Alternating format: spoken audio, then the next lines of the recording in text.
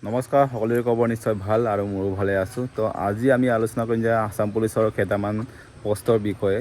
আপোনালোকে নিশ্চয় গম পাইছে, আমাৰ আসাম পুলিচৰ নতুন ভেকেঞ্চি বহুত আহিছে। ফৰেষ্ট গাৰ্ডৰ আহিছে, APFৰ আহিছে আৰু গেম ৱাৰ্চৰ আহিছে। এইখিনি হৈছে আমাৰ ফৰেষ্ট ডিপাৰ্টমেণ্টৰ। আৰু আমাৰ জেল ৱাৰ্ডাৰৰ আহিছে, কিছুমান কনষ্টেবল গ্ৰেড 3 আহিছে, য'ত নেকি চিভিল ডিফেন্স আণ্ডাৰত। আৰু এটা আছে আপোনালোকৰ আসাম পুলিচৰ ABUB। আপোনালোকে নিশ্চয় এইখিনি কথা হয়তো গম পাইছে। আৰু মই ইয়াৰ আগতে এটা ভিডিঅ' বনাইছিলোঁ যে আপোনালোকৰ জেল ৱাৰ্ডাৰ পষ্ট নতুনকৈ ভেকেঞ্চি আহিবই, 100% আহিবই বুলি। ত' ফাইনেলি জেল ৱাৰ্ডাৰ পষ্টত নতুন ভেকেঞ্চি আহি গ'ল আৰু 138টা পষ্ট আহিছে। আৰু তাৰ বিষয়ে মই কমপ্লিটলি এই ভিডিঅ'ৰ যোগেদি আপোনালোকক কমপ্লিটলি বুজাবলৈ চেষ্টা কৰিম যে আমাৰ জেল ৱাৰ্ডাৰ পষ্টটো কেনেকুৱা ধৰণৰ ট্ৰেইনিং হয় নে নহয়, বা পৰীক্ষা কেনেকুৱা হয়, দৌৰ কিমান মাৰিব লাগিব, লং জাম্প কিমান মাৰিব লাগিব, কমপ্লিটলি আমি আপোনালোকক এই ভিডিঅ'ৰ যোগেদি আপোনালোকক ডিছকাছ কৰিব লৈছোঁ। কাৰণ মই যিহেতু জেল ৱাৰ্ডাৰ পষ্টত মই চাকৰি কৰি আছোঁ বৰ্তমান, আৰু মই ক'ত কিমান কি কিমানটা ইভেণ্ট মাৰিব লাগে, পৰীক্ষাত কিমান হয় বা কিমান নম্বৰ আহে, বা কোনটো নম্বৰ কিমান মাৰ্ক পাব, গোটেইখিনি আমি এই ভিডিঅ' শেষ কৰিম। তো গোটেইখিনি হয়তো আপোনালোকে ভিডিঅ'টো শেষলৈকে চাব। যদি ভিডিঅ'টো ভাল পায় লাইক কমেণ্ট শ্বেয়াৰ কৰিব।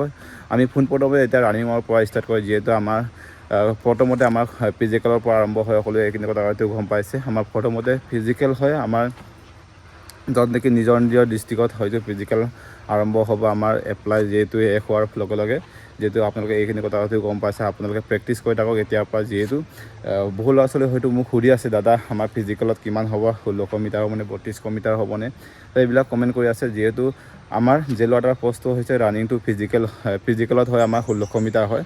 1600 মিটাৰ মাৰিব লাগে। আপোনালোকক 5 মিনিট এক্সটেণ্ড টাইমটো দিয়া হয়, আৰু আপোনালোকক 4.7 মিনিট আপোনালোকক নৰ্মেল টাইমটো দিয়া হয়।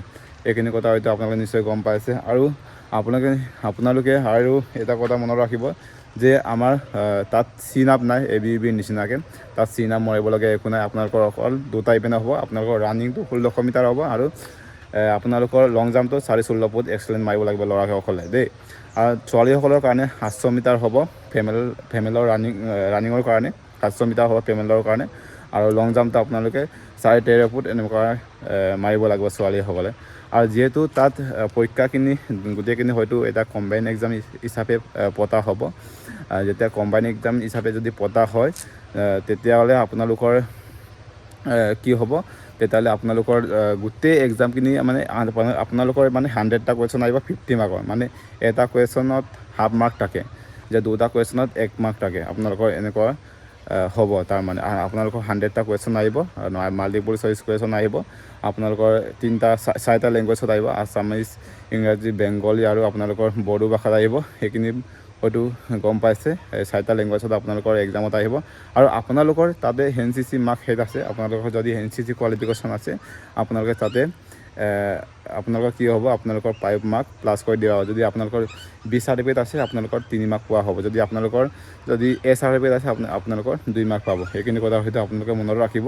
কাৰণ বহু ল'ৰা ছোৱালী হয়তো মোক কমেণ্ট কৰি সুধি আছে, দাদা তাৰ বিষয়ে কমপ্লিটলি এটা ডিটেইলছত এটা ভিডিঅ' বনাব, বা জেল ৱাৰ্ডাৰ তাৰপাছত আপুনি যেতিয়া এপইণ্টমেণ্ট ল'ব, তাৰ পাছত আপোনালোকৰ ট্ৰেইনিং হয় নে নহয়, তাত কমপ্লিটলি মই ডিটেইলছ বুজাবলৈ চেষ্টা কৰিম। যিহেতু আমি 2023 চনত জুন মাহত আমি জইন কৰিছোঁ।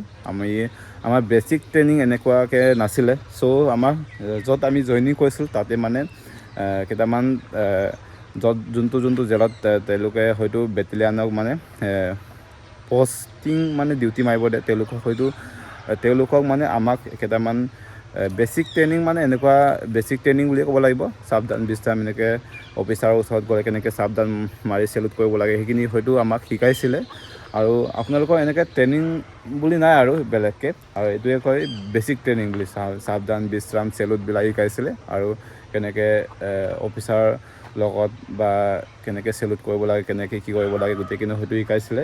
আৰু এনেকৈ কমপ্লিটলি আপোনালোকক এই ভিডিঅ'ৰ যোগেদি বুজাবলৈ হয়তো চেষ্টা কৰিলোঁ মই।